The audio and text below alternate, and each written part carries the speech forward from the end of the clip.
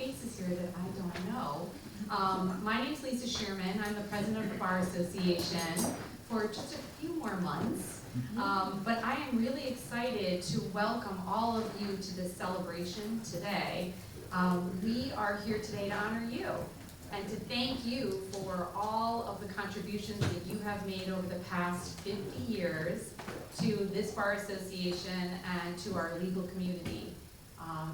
I am in complete awe of the collective legal knowledge and experience that is sitting in this room today.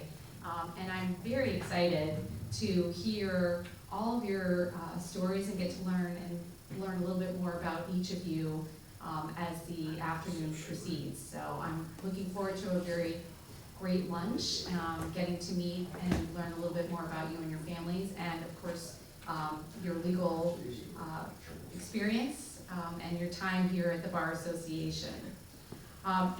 Although we had 50-year member honoree Carol Oberman scheduled to attend the lunch today, we were very saddened to learn of the news of her recent passing.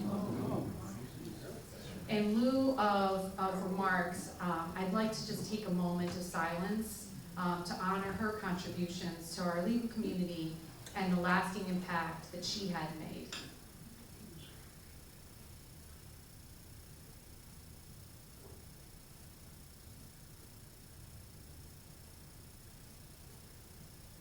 Thank you all. I'd now love to introduce our President Judge, Carolyn Tornetta-Carluccio, who has some remarks of her own. Thank you. Well, it's certainly my pleasure to be here. I have like 3 sentences I want to say because I want to hear from each of you. First of all, when I think of 50 years, I know it's an anniversary, a wedding anniversary, it's your golden jubilee, your golden anniversary, and I think it really says a lot, and this is your golden jubilee to be with us. 50 years is certainly worth celebrating. You've had unwavering loyalty, and your countless contributions to this organization are to be commended and noted. This group in particular, I look around, and you are judges, you are public servants, you are bar titans, you are former presidents of this Bar Association, and so many of you were mentors to me and to so many other of us in this room. And for all of that, I want to thank each one of you, and I'm so looking forward to hearing about your stories. Your stories are always the best. And get to chat a few more minutes with each of you. So thank you so much. Enjoy your lunch. Good afternoon, ladies and gentlemen. My name is Tom Elliott, and since I was the last one in the door, Denise asked me if I'd be the first one to speak. So there is a benefit to not being on time or having all of the streets blocked off. But let's not get into that. First of all, thank you for this event, and thank you to our great executive director, Denise Vicario, for once again putting together a terrific event. Thank you very much.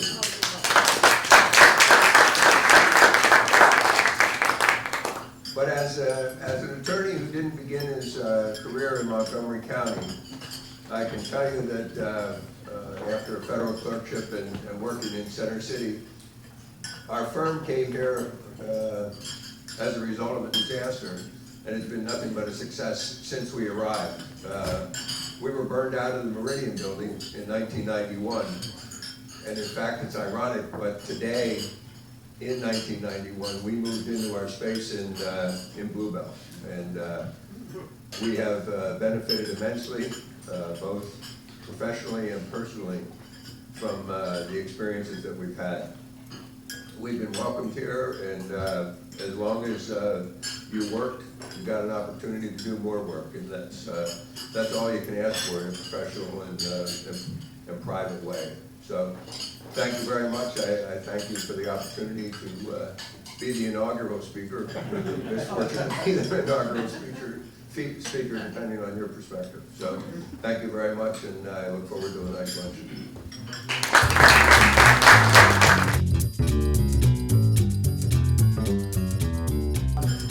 It's a great pleasure. I've been struggling. How can I possibly summarize what it means to be a member of this Bar Association in a couple of minutes? I got a call from from Basin Aggregate this morning. He left a voicemail, I wasn't available, and he kind of summarized most of it for me. I literally had to write it down. He said, I'm reading this announcement, there's obviously been some mistake. Tell me about it. There was just a few months ago when Gene Green and Andy Braunfeld introduced me to you. Yeah, that was a situation where Andy and Gene and Mason had a very complex case and they needed somebody to assign all of the work to. That ended up to be me. He said, just keep the following in mind. We were really lucky. We practiced law with good people. We practiced in a profession, and we enjoyed it. They kind of said it all to me, and I appreciated Mason summarizing it. My practice here has been characterized, at least at the onset, by people mentoring me and nurturing me and teaching me the way, Andy Braunfeld being number one with respect to that. Thank you, Andy, in the Waterswear firm that I joined. Thereafter, I learned that this is a community with a culture, and the people who were already here were going to be damn sure that the newbies who were coming in were going to understand and abide by that community and that culture. And I cannot tell you the number of times in my career here where I'd take a deposition with some senior lawyer that I didn't know, and we'd be done, and he or she would say, come on, I'm going to go buy you a beer, we're going to go out to lunch, I'm going to tell you everything you did wrong. They were long lunches. We did the same thing after trials. I can't tell you the number of times when I'd be in the middle of a trial. I remember one distinct war story, I guess I can relate. Judge Tradinick, I was presenting a plaintiff's case, I was about ready to close the case, and Judge Tradinick realized it, and he put his hand up and he said, Mr. Trackman, I'm having trouble locating the exhibit on the following point, which is a part of your prima facie case. Yeah, thank you, Your Honor. Let me keep the witness on the stand and introduce that exhibit, so I don't get not non-suited, but that's the way that you were taken care of. I remember times when judges would call my superiors in the law firm, would call me in the chambers afterwards to teach me. They were teaching moments. I cannot tell you how much I valued that. I remember one in particular practical joke that a judge played on me. My wife is making faces already. Judge Stephan had a female law clerk that I had known previous to her being here, and we were buddies, and it literally was that, and we would shoot barbs at each other all of the time. And there was a tradition at the time in the Bar Association when a new member of the bar came on board, the bar reporter would ask people to report if they had any issues with the moral standards of the new person who was going to be entered into the bar. So I took it upon myself to write a letter, which I did not send, but I carbon copied the law clerk, objecting to her moral rectitude. And I thought that'd be pretty funny, until I got an order in the mail from Judge Stephan, which was a notice, a rule to show cause, ordering me to appear in his courtroom to, because I had demeaned the moral character of an officer of the court. I was ordered to appear and call witnesses in support of the assertions that I had made in the letter. I thought this is a joke, and I was working with Andy and Dick Masterson, were my bosses essentially in the firm, and they called the chambers and said, we really don't have to be there on November 4th. There's a hearing. Show up. Passed Judge Stephan in the hall. Hello, Judge. Wouldn't even look at me. Nothing. Got to the courtroom. Andy and Dick Masterson came with me to protect me from my jail term that I expected to be there. I got up. I shuffled my feet. I tried to apologize. Judge Stephan looked at me and said, stood up on the bench at that point, leaned over, pointed a finger at me and said, gotcha! That kind of thing doesn't happen except for here. And I know that at the time because I compared notes with my colleagues and other bar associations, et cetera, and their experience was nothing like my experience. So I can honestly say that I would not be the lawyer I am, and more importantly, I would not be the person I am had it not been for the experiences, the nurturing, the caring, and the culture of this bar, and I can't thank you all enough.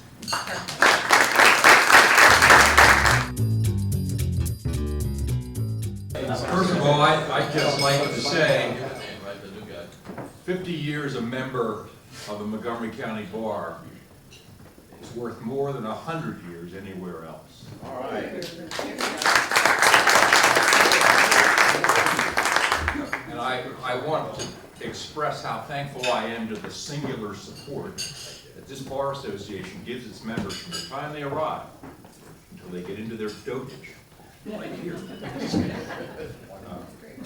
So the overriding emotion of the day for me is nostalgia. And as I look out at this group, I can't help but think, I know almost everybody here, and I've known you for a long time. I've known 3 of you longer than 50 years. Bob Small was a classmate at Lafayette College, then a small, all-male liberal arts college that sent a lot of people to law school every year, and those of us who aspired to that knew who else was in that group. I mean, we all were eyeing each other up. I think it would be fair to say that if we had done an informal poll back in 1970 as to who in our class was likely to be the most successful at this profession, the consensus would have been Bob. And after he did the law review at Temple, he gets snapped up by Morgan Lewis, and nothing he's done since has changed my opinion about how that vote would have come out. So it was great to see Bob here today.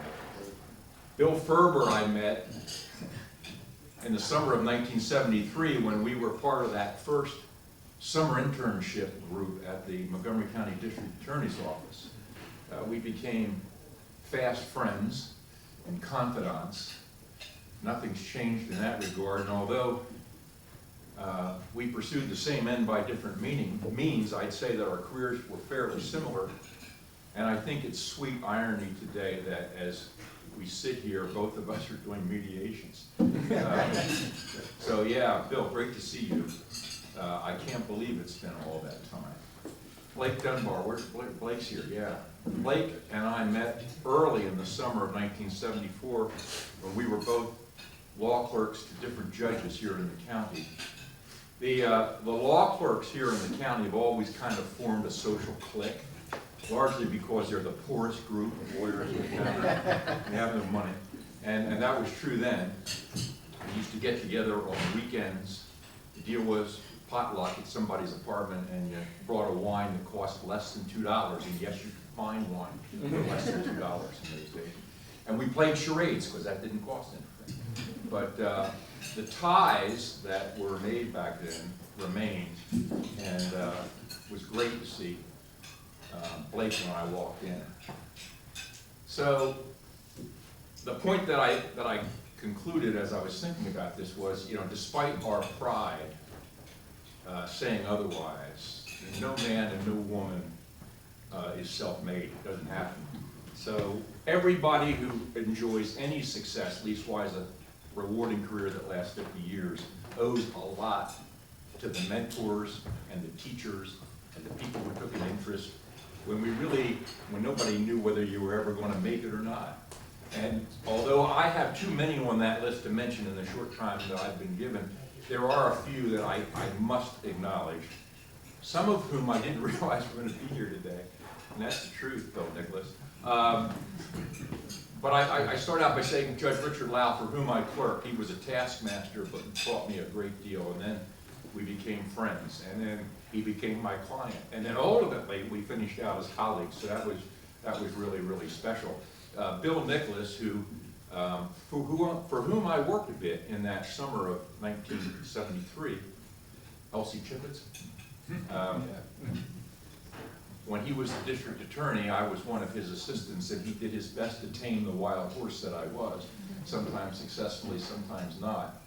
And then I went into private practice, had the pleasure of trying a number of cases in front of Bill, and then got the chance to be with him as a judge. And I have to say, it's hard to say this. It's emotional to see you here.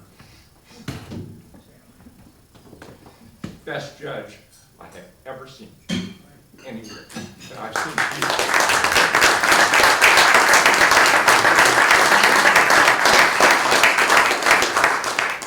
Jules Perlstein and Phil Salkin taught me the ropes of private practice.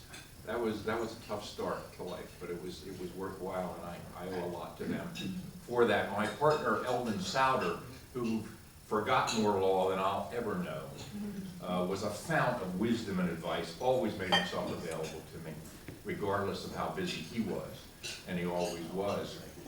When I came onto the court, ultimately Judges Stephan and Taxis did the best they could to teach me orphans court law in a short seminar, and neither one ever showed any frustration at my slow assimilation of that subject. And for that, I'm always going to be grateful.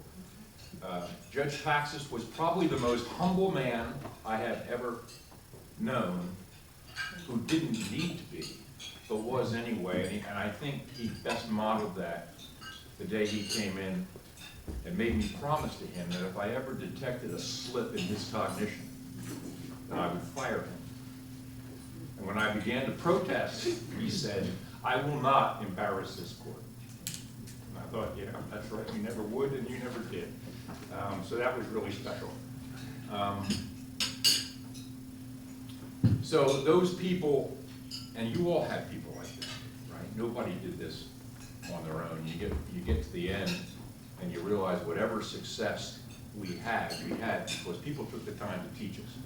And as I stand here today, I feel a lot like Lou Gehrig must have felt when he stood up in front of that Yankee throng of fans and said, "Today I am the luckiest man on the face of the earth." Except I don't believe in luck. I believe in blessings. And I know from whom all blessings flow. I have to acknowledge, as I stand here today, God has been so gracious to me, far beyond anything I will ever deserve. And I'm here today with my bride of 50 years who says she still loves me. And the fact that I still have relatively good health, mental and physical, is more evidence of that. So for everybody here and for all you've done over all the years to benefit not just me, but the entire Bar Association, thanks for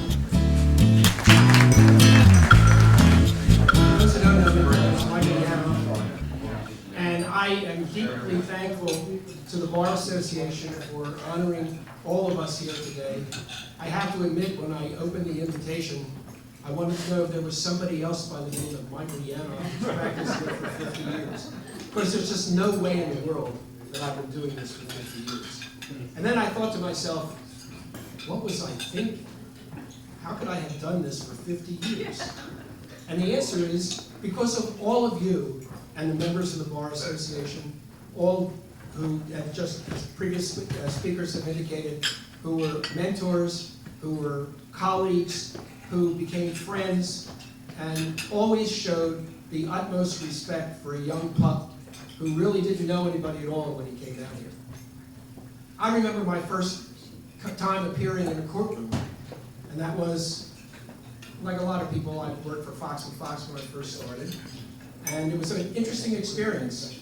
And the first time I was handed a file to try was Leon Fox giving me a file and saying, "Judge Groshans is waiting for you." Those of you who remember Judge Groshans will remember and know that that was probably the scariest moment of my entire life.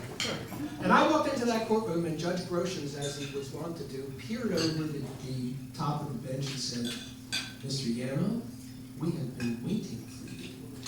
That was not fun.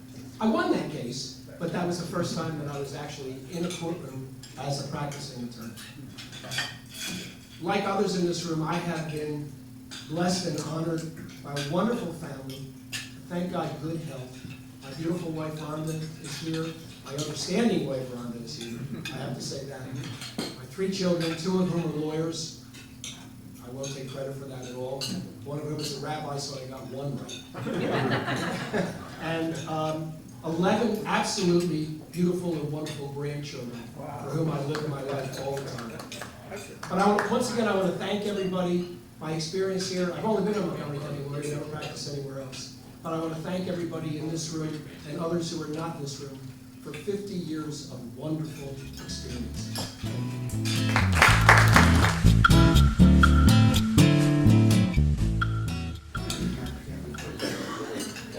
Good afternoon, ladies and gentlemen. I think we can turn the camera off now. I'm Bill First.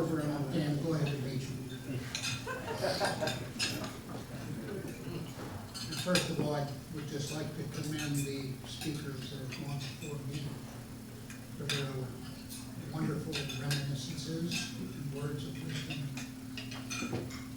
I appreciate all of their comments. This bar association served as the earliest meeting place for most of us to meet our fellow attorneys for the first time, to discuss questions that we novice lawyers had, and to generally learn the lay of the land. I know as a young lawyer, I had wonderful times in this very building, most of which I won't admit to. I did play Santa Claus here once for the youngsters back in the 70s, which was wonderful, until Paul Prince's son pulled my white beard down to reveal the blackest mustache in the North Pole. Remember those early days in the mid-70s? I do. Long hours, last-minute motions typed on actual typewriters, or learning to hear your voice bang off of the walls. Struggling in courtroom A to abide by Judge Groshen's instructions to move it along. Remember? Come on.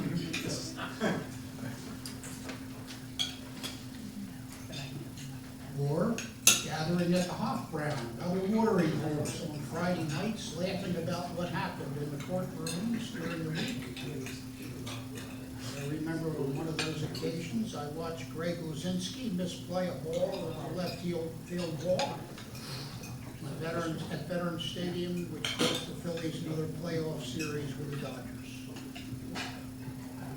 Who could forget watching Bill Nicholas or Eddie Kane try a case before a jury? We learned so much, and they served as such wonderful role models for, again, we newbies. They certainly were the good old days. Let's be thankful for the law partners that challenged us, the clients that kept us moving, and the justice which we dispensed by virtue of the efforts of all of those who are here today.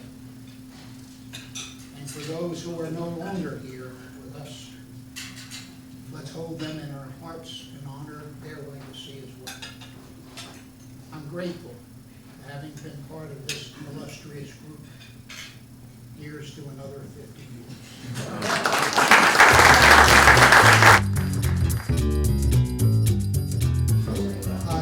Roderick, I'm probably the latest to arrive for this crew at the Montgomery Bar, having come from Philadelphia in 1993. But first of all, let me thank the Bar Association in their infinite wisdom in having a luncheon. And for those of the 50-year members who can't, won't, or should not drive at night.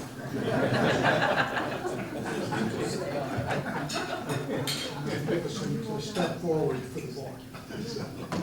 And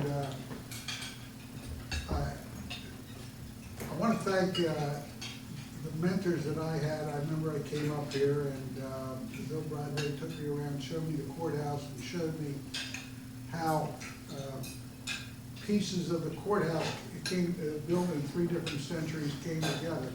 Now we've got a beautiful monstrosity on Main Street that is the 4th century contribution to that, and I'm sure I will still lose my way around the courthouse, be on the wrong floor at the wrong time.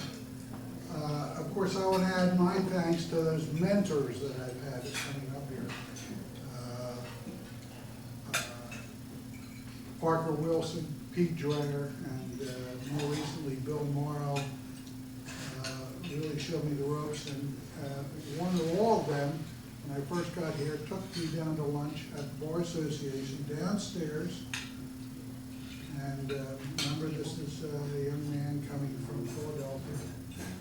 And we sat down at a round table in the middle of the room, and that table was already populated by the likes of Bill Nicholas, Dandridge, others who had come frequently to lunch, and they were real human beings.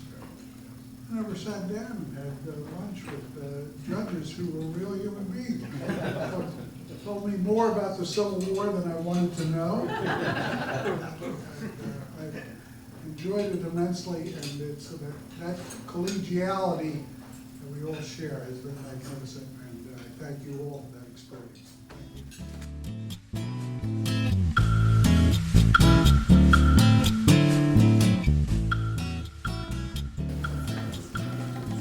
Hello, thank you for this great honor. My name is Mike Clemens, and I think I'm the luckiest lawyer in the room.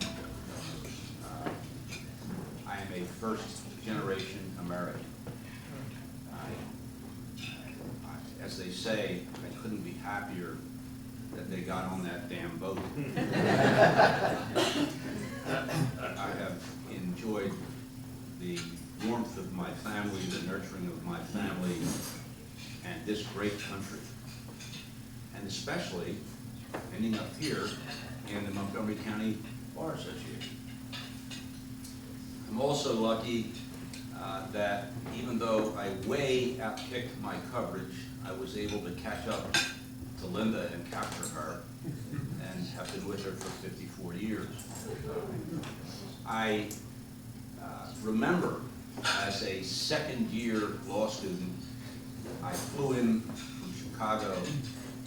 I met with Bill Nicholas, Judge Nicholas, who was at that time, I believe, either the first assistant attorney or the attorney, district attorney. And I just couldn't believe a nicer, more gentlemanly person would sit down and interview with me.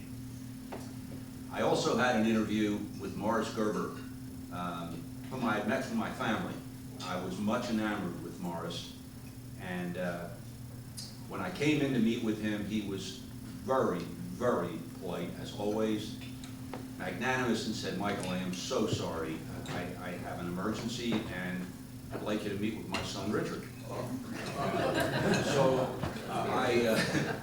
after meeting with Judge Nicholas, I thought, wow, this is, really. So I shook hands with Richard, and he was too busy. So he passed me off to Marvin Walensky. Went up to Marvin's office, and it was a hoot. Marvin wanted to know, did I attend football games at Penn State? Did I attend football games out at Northwestern? Did I play sports? And we told jokes and spent zero time about the possibility of an employment, which was at the top of my list, and nothing about the law. So I left, I was crestfallen. I called my brother Gordy, who was a surgeon in town here. I said, "Gordy," I said, I don't know what to do. I don't know what to do. He said, "Hold on, don't get nervous, Mike." I said, "I'll make some phone calls." So he called me back and said, "There's this guy I know, Ray Perlstein, and you give him a call." So I called Raymond. Raymond canceled a luncheon engagement, took me to lunch, and hired me. And I have been with that great man's firm for over 50 years. He mentored me, he befriended me, he introduced me to many of you, and guided me. And I worked and practiced with the most wonderful, nice people in that firm that you can imagine. As I look back, Mason Abergen called me this morning too. Mike and I are very, very, very fond of Mason. So Mason reminded me that my first jury trial was in front of him. And I was scared to death. I went up to the bench and I said, "Your Honor, if I make any mistakes, please forgive me. It's my first jury trial." And he leaned over the bench and tapped on it very seriously, and then he got that big grin at his. I said, "It's my first jury trial, too."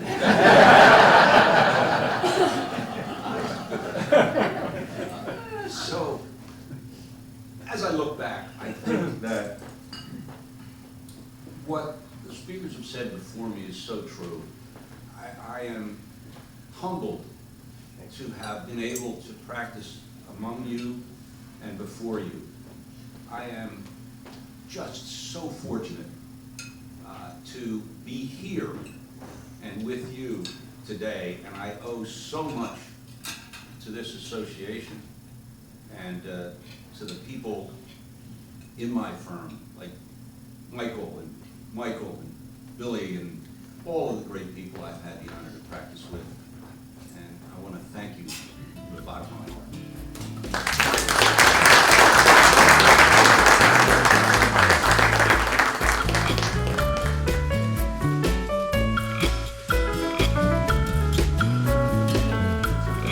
I am Bill Stewart, and I am honored to be among this august group of people today.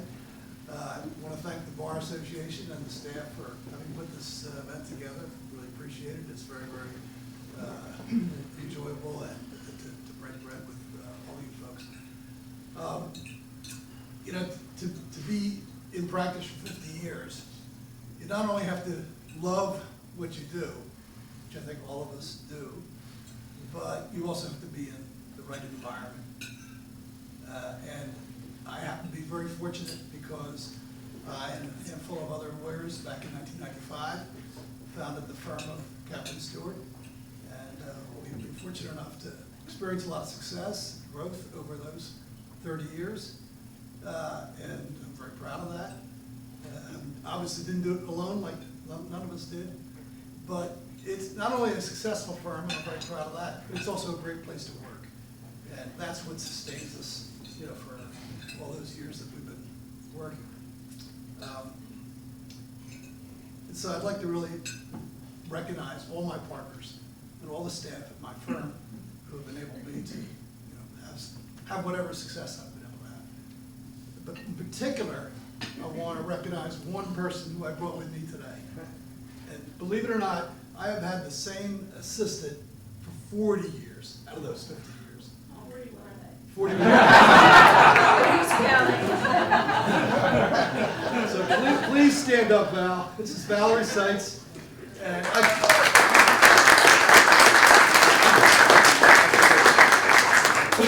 I'm sure all of you lawyers here know that we couldn't do what we do without the kind of people that support us and the way Val supports me. And also the fact that she's been with me and worked with me for 40 years means that she knows all my clients, she knows how to handle things the way I want them handled, and she keeps me out of trouble. So thank you so much, Val. Appreciate it.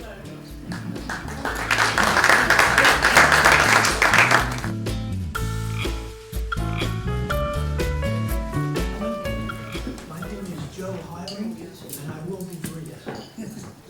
The sun is setting on us now. We are closer to the end than we are to the beginning. We were, however, privileged to have practiced our trade before judges who listened carefully, answered wisely, deliberated thoughtfully, and decided impartially. Then there were the lawyers with whom we tried cases, argued motions, and wrote briefs. They were persons of honor, integrity, and courage. Let's consider briefly some of our gunfighters, some of our ace fighter pilots. Desmond McTighe, Richard Gerber, William Pugh, Gene Green, Henry Miller, John Elliott, John Warner, David Rasner, and so many others. I was proud to know them. I was even prouder to be one of them, simply remembering them as pure gold to the sunset. Thank you.